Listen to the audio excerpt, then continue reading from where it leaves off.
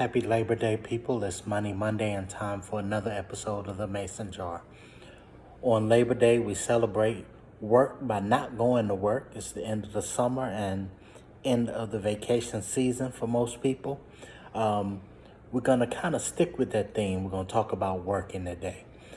We've talked about how we're reaching the end of this cycle where the markets and economy have been struggling because of inflation. It looks like the Federal Reserve has gotten control of that. We've talked about how rate cuts are going to benefit several things like buying stuff and financing stuff. What we haven't talked about is how rate cuts could possibly negatively affect us.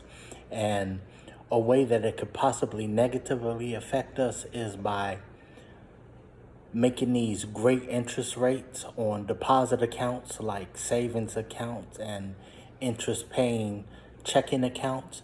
It's going to make those rates go down. So what we need to be prepared to do is make moves to make sure our money keeps on working for us.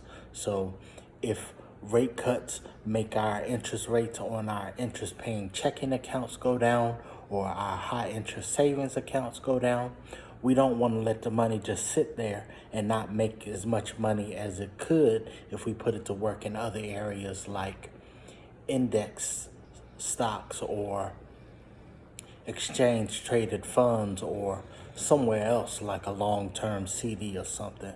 So that's what I want to put in y'all's ear today and give you something to think about.